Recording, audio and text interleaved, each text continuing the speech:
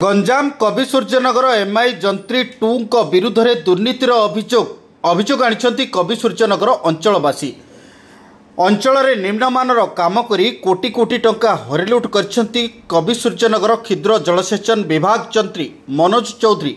एभली अभियोग करी ब्रह्मपुर स्थित विजिलेंस कार्यालय में एक स्मारक पत्र प्रदान करा जायछि। जंत्री निज घर कवि सूर्यनगर ब्लॉक गंगापुर पंचायत रे होइतिबारु अंचलर ठेकादार और जंत्री को धरी समस्त कार्य निम्नमानर होइतिबा अभियोग होइछि।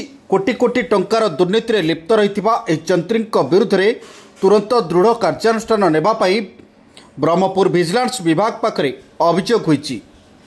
हमर कवि सूर्यनगर एमआई सेक्शन रे जने जेई अछंती जे कि मनोज चौधरी दीर्घ 13-14 वर्ष हला सेठी कार्यतर एवं आपण देखिथिबे कवि सूर्यनगर ब्लॉक तांको सेक्शन अंडर जहा किछि आछि सेठी बहुत दुर्नीति होउछि। वर्तमान ए सामान्य वर्षा रे गोटे नुआ अड़ीबंध जोटा कि एमआई सेक्शन रो नुआ गां पाखरे हितला सेटा संपूर्ण भुसुड़ी पड़छि एवं आमे बहु बार जाई कि स्थानीय तहसीलदार बीडीओ को समस्त कंप्लेन करे सते से कर्णपात करनांती। तेणु आज आम एसपी ऑफिस आसथिलु तांको विरुद्ध रे दृढ़ कार्यानुष्ठान ग्रहण करा जाउ बोली हम एटी निवेदन कर। मनोज कुमार चौधरी जे कि 14 वर्ष हला से हमर जई अछंदी से लोकंगर प्रवचन रे बा दुर्नीति करिगिरी से काम करथिले।